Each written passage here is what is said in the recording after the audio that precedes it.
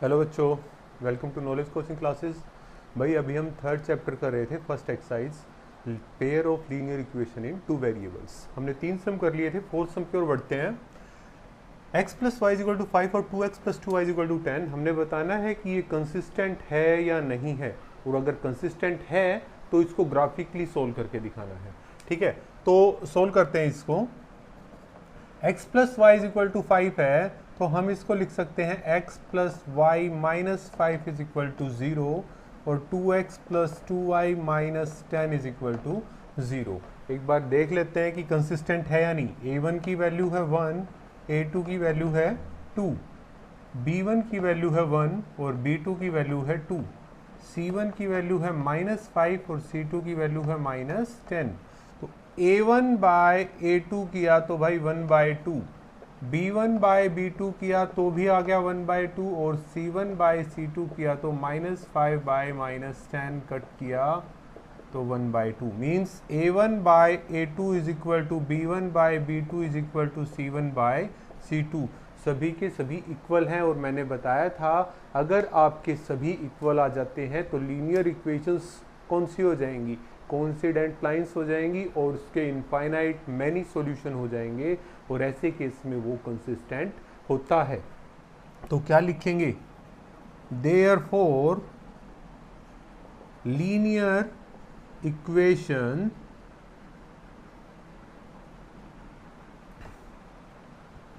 Are coincident lines and hence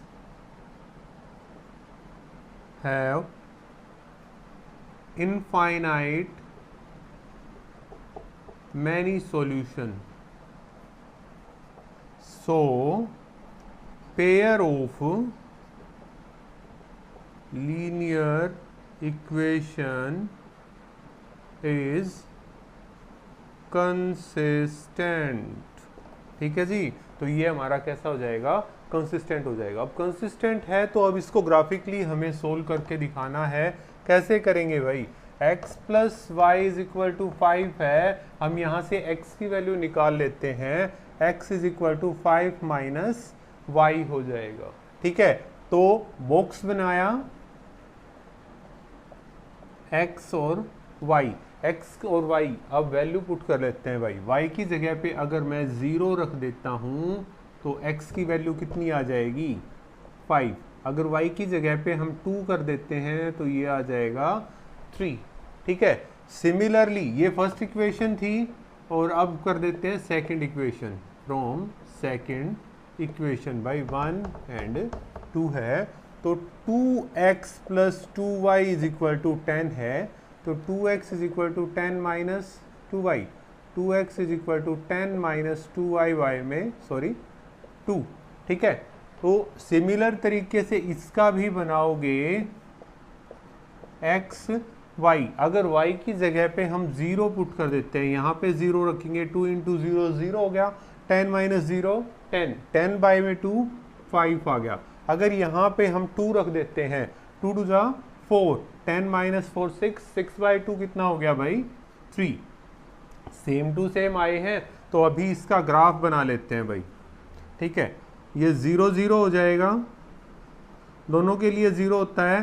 ठीक है, 1 2 3 4 5 6 7, 1 2 3 4 5 6 7, ये x एक्सिस है और ये y एक्सिस है। तो करते हैं भाई एक बार 5 0। ठीक है, x की वैल्यू 1 2 3 4 5, तो 5 0 पॉइंट बन गया ये हमारा।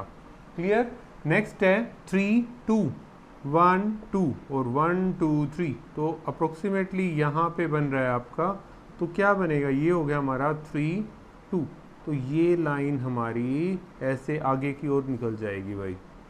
ठीक है, तो दोनों के दोनों सेम है तो सिर्फ एक ही लाइन पे आएगा, क्योंकि कोइंसिडेंट लाइन है, और कोइंसिडेंट लाइन क्या होती है? वो एक दूसरे के ऊपर होती है। तो ये हमारा फर्स्ट सम सोल्व हो गया यहाँ पे।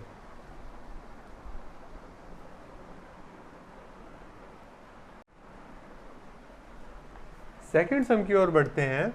x minus y is equal to 8, 3x minus 3y is equal to 16। तो भाई पहले a1 बाई a2 निकाला हमने, 1/3, B1/B2 किया तो वो आ गया 1/3, माइनस का निशान है, माइनस से माइनस कट करके 1/3, और C1/C2 किया, ये इधर आके माइनस का 8 में ये इधर आ जाएगा -16, माइनस से माइनस कट गया 1/2। तो A1/A2 is equal to B1/B2 है, but is not equal to C1/C2।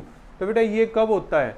ये सिर्फ एक ही केस में होता है, जब लाइंस एक दूसरे के पैरेलल होती हैं, और पैरेलल लाइंस का कोई सॉल्यूशन नहीं होता, और जिसका सॉल्यूशन नहीं होता वो कंसिस्टेंट नहीं होता है। हेंस या फिर therefore linear equation are parallel to each other, hence have no solution। ठीक है, so pair of linear equation is inconsistent. ठीक है, तो ये इनकंसिस्टेंट हो जाएगा, आगे इसको करने की आवश्यकता नहीं है।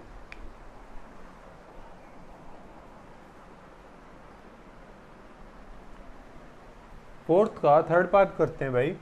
2x + y - 6 = 0 और 4x - 2y - 4 = 0। A1/A2 किया तो आ गया भाई 2/4 मीन्स 1/2। B1/B2 किया तो आ गया 1/-2। ठीक है, और C1/C2 किया तो -6/-4 -3 2। यहाँ पे क्लियरली हमें दिख रहा है ये 1/2 है, ये -1/2, तो पहले दोनों ही नहीं आए हमारे equal. A1/A2 is not equal to B1/B2। अब ये नहीं है तो क्या कह सकते हो? ये कंसिस्टेंट है या नहीं है? जी बिल्कुल कंसिस्टेंट है, तो हम कह सकते हैं the pair of linear equation is consistent. ठीक है, कंसिस्टेंट सिर्फ दो केस में होता है, जब हमारा इनफाइनाइट मैनी सॉल्यूशन हो और यूनिक सॉल्यूशन हो, और ये केस हमारा आ गया यूनिक सॉल्यूशन का, तो ये हमारा कंसिस्टेंट हो जाएगा। नेक्स्ट करते हैं आप, क्योंकि ग्राफिकली सोल्व करके बताना पड़ेगा कंसिस्टेंट है तो। फ्रॉम 1 फर्स्ट इक्वेशन का यूज किया, 2x + y - 6 = 0। भाई y की वैल्यू निकाल लेते हैं यहाँ से, 6 - 2x, ये 6 इधर जाके प्लस का हो गया और ये उधर आके माइनस का हो गया। अब वैल्यूज अप्लाई करवाते हैं भाई। x y, अगर हम x की वैल्यू 0 लेते हैं, यहाँ पे 0 की, तो y की वैल्यू आ गई हमारी 6। अगर हम x की वैल्यू 3 या 2 कर लेते हैं तो y भी आ गया हमारा 2। क्लियर है, दोनों वैल्यू आ गई हमारी। अब नेक्स्ट करते हैं फ्रॉम 2 सेकेंड इक्वेशन का यूज करेंगे। 4x - 2y - 4 = 0, तो y की ही निकाल लेते हैं वैल्यू। -2y = -4 +4 - 4x, तो y = 4x - 4y में 2। क्लियर है, यहाँ से माइनस कॉमन ले लिया, माइनस से माइनस कैंसिल, और ये आ गया हमारा। नेक्स्ट अब इसका बॉक्स बना लेते हैं भाई, x y। क्लियर है, अब x की वैल्यू अगर हम यहाँ पे पुट करवा लेते हैं 1, x की जगह पे अगर 1 पुट करवाया तो y की वैल्यू कितनी आ जाएगी? 0। 4 × 1 4, 4 - 4 0, 0y में 2 0। अगर यहाँ पे हम पुट करवा देते हैं 2, तो 4 × 2 = 8, 8 - 4 4, 4/2 2 हो गया। ठीक है, इसको ग्राफिकली रिप्रेजेंट कर देते हैं भाई एक बार। 1 2 3 4 5 6, 1 2 3 4 5 6।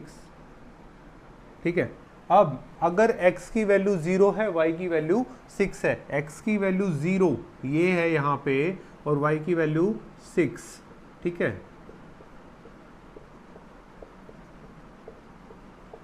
तो ये हो गया हमारा 0 6 करके, ठीक है, 0 और 6। सेकंड है 2 2, x की वैल्यू 2, y की वैल्यू 2, तो हमारी ऐसे निकल जाएगी y में। क्लियर हो गया। नेक्स्ट है 0 1, x की वैल्यू 1 है, y की वैल्यू 0 है, तो कहाँ पे बनेगा, ये हो जाएगा, ये हमारा 2 2 था, 0 1, यानी ये बन गया हमारा पॉइंट करके। नेक्स्ट है 2 2, तो यही हो जाएगा भाई 2 2 दोनों के लिए, और ये ऐसे हमारा सीधा निकल जाएगा। क्लियर है। तो ये हमारा पॉइंट ऑफ इंटरसेक्शन आ गया। इसको कोई भी नाम दे सकते हो, ए नाम दे दिया, जैसे ए हमारा पॉइंट ऑफ इंटरसेक्शन है। नीचे करोगे आप इसको तो ये 2 के ऊपर, ये इधर 2 के ऊपर कट करने लग रहा है, तो x इज इक्वल टू 2 आ जाएगा, y is also equal to 2 हो जाएगा। क्लियर है। ये सवाल हमारा यहाँ पे खत्म हो गया है।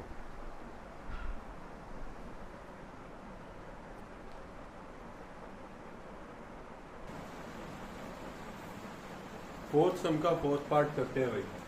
2x minus 2y minus 2 is equal to 0। a1 by a2 किया, a1 की वैल्यू 2 और a2 की वैल्यू है 4, कट किया तो आ गया भाई 1 बाय 2। b1 बाय b2 कर रहे हैं माइनस 2 बाय माइनस 4, माइनस से माइनस कैंसिल 1 बाय 2, ठीक है। और c1 बाय c2 की वैल्यू की तो कितना आ गया, माइनस 2 बाय माइनस 5, माइनस से माइनस कट गया, आ गया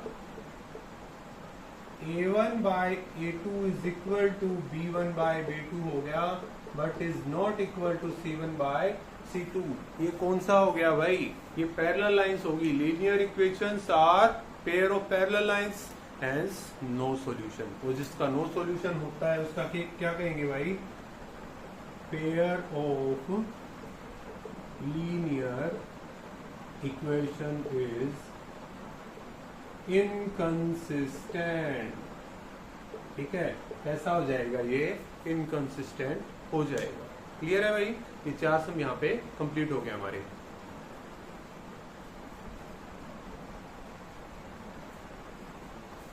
पांचवा सम देखते हैं भाई, क्या कहा इन्होंने कि half the perimeter of rectangular garden whose length is 4 more than its width is 36 meter, find the dimension।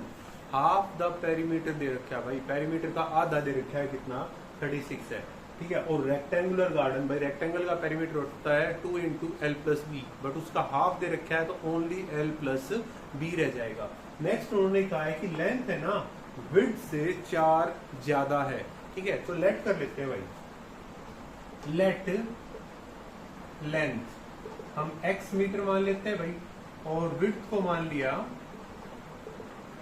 y metre, according to question. Question के अकॉर्डिंग क्या कहा कि length is 4 more than its width, means ये x है ना y से 4 ज्यादा है, ठीक है जी। ये हमारी फर्स्ट इक्वेशन होगी। सेकंड उन्होंने कहा half the perimeter of rectangular garden, भाई x प्लस वाई हो गया। हमें पता है पेरीमीटर ऑफ रेक्टेंगल होता है 2 into x L plus B, means 2 करेंगे तो भाई 2 से 2 कट जाना है हमारा, ठीक है। That is equal to 36, means x plus y is equal to 36 हो गया। क्लियर है भाई। नेक्स्ट क्या करना है, हम सॉल्यूशन कर लेते हैं आगे इसका कि from 1 x is equal to y plus 4, box बनाया इसके लिए x y। अगर हम y की वैल्यू 0 कर देते हैं तो x की वैल्यू आ गई हमारी 4। अगर हम y की वैल्यू 4 कर देते हैं भाई, यहाँ पे y की जगह पे 4 रखा तो x की वैल्यू आ जाएगी हमारी 8, ठीक है। इसी तरीके से हम ले लेते हैं फ्रॉम 2, सेकेंड इक्वेशन का यूज करते हैं, तो वो क्या है, x plus y is equal to 36, ये हमारी सेकेंड इक्वेशन है। तो x की वैल्यू निकाली 36 माइनस वाई, इसके लिए बॉक्स बनाया भाई। अगर y की वैल्यू 0 कर दी जाए, y की वैल्यू 0 करेंगे तो x की वैल्यू 36 आ जाएगी। और इसी तरीके से अगर x की वैल्यू 0 करी तो भाई x की वैल्यू अगर हम 0 करेंगे तो ये हमारा 36 आ जाएगा, ठीक है। तो बॉक्स बना लिया इसके लिए। अब बनाते हैं इसका ग्राफ। 4 4 का गैप ले लेते हैं, जरूरी नहीं है कि आप 1 2 3 करके चलोगे। इक्वल पेयर में लेके चलना है, तो ये 4, 8, 12, 16, 20, 24, 28, 32, 36, 40, ये एक्स एक्सिस है। यहाँ पे 4, 8, 12, 16, 20, 24, 28, 32, 36 और 40 का वेट कर दिया। अब प्लॉट करवा के देखते हैं इन बॉक्सेस को।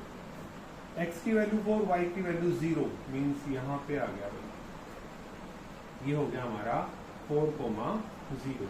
x की वैल्यू 8, y की वैल्यू 4, x की वैल्यू 8, y की वैल्यू हमारी है 4, तो ये हो गया भाई, और आगे चला जाएगा ये सीधे। ठीक है जी। नेक्स्ट किया, x की वैल्यू 36, y की वैल्यू 0, x की वैल्यू 36 यहाँ पे है, y की 0, मीन्स ये वाला पॉइंट हमारा बन गया इधर से 36, 0। अब ये दूसरा पॉइंट बनेगा इधर 36, 0, 36, दूसरा पॉइंट भी हमने प्लॉट करवा दिया है। अब नेक्स्ट क्या, अब इनको मिला देना है, मिलाएंगे तो हमारा समथिंग ऐसे जाएगा। ठीक है भाई,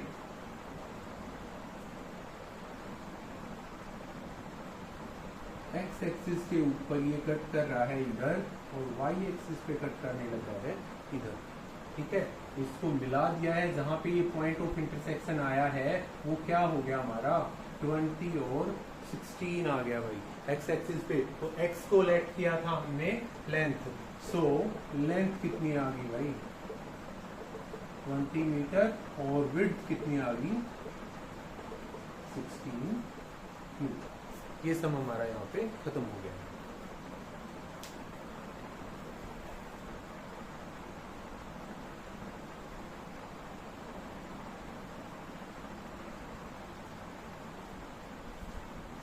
सम नंबर 6 में कहा है कि ये एक लीनियर इक्वेशन दे रखी है, कोई और लीनियर इक्वेशन हमने बनानी है अपने पास से, जो क्या शो करवाए कि भाई इंटरसेक्टिंग लाइंस हो एक दूसरे के, पैरेलल लाइंस हो, कोइंसिडेंट लाइंस हो। भाई सबसे पहली चीज कर लेते हैं इंटरसेक्टिंग लाइन।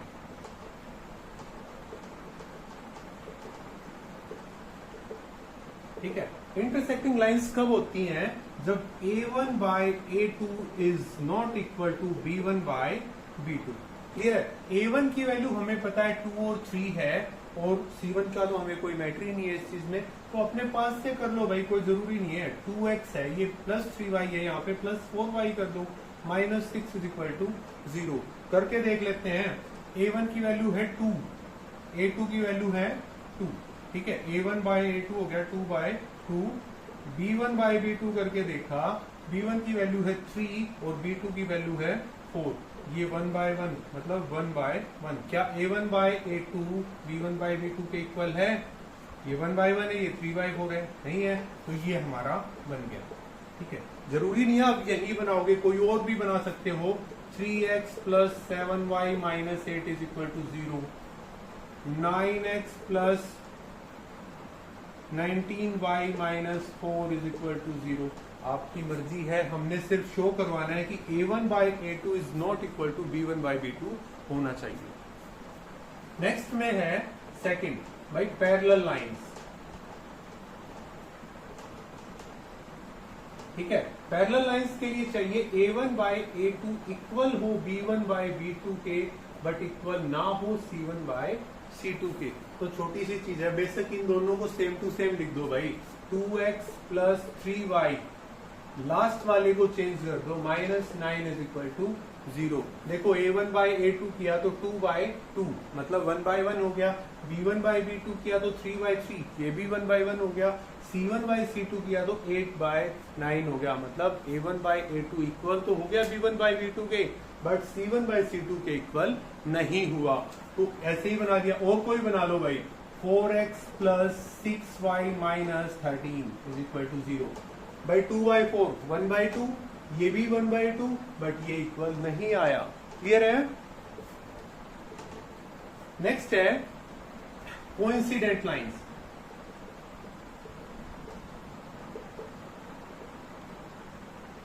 ठीक है। थर्ड में क्या होता है कोइंसिडेंट लाइंस के लिए, a1 by a2 is equal to b1 by b2 is equal to c1 by c2। ठीक है, सभी इक्वल करके दिखाने हैं। जैसे ये है, एक काम कर लेते हैं नॉर्मल सा कि इस पूरी इक्वेशन की 2 से मल्टीप्लाई करवा दी भाई। 2 से करवाया तो क्या आ गया, 4x plus 6y minus 16 is equal to 0। करके देखो एक बार भाई, 2/4 कितना हो गया, 1/2, 3/6 कितना हुआ, 1/2, माइनस 8 माइनस 16 कितना हो गया, 1/2। ठीक है, तो कोइंसिडेंट लाइंस के लिए हमारा हो गया। एक और बना के देखो भाई, इसी लाइन की 3 से मल्टीप्लाई करवा दी तो 6x plus 9y minus 24 is equal to 0। तो कितना हो गया, 1/3, 1/3 और 1/3। इसी तरीके से आप जितने भी चाहे पेयर बना सकते हैं, चाहे वो हमारा इंटरसेक्टिंग लाइन का हो, चाहे पैरेलल लाइंस का हो, चाहे कोइंसिडेंट लाइंस का। ठीक है,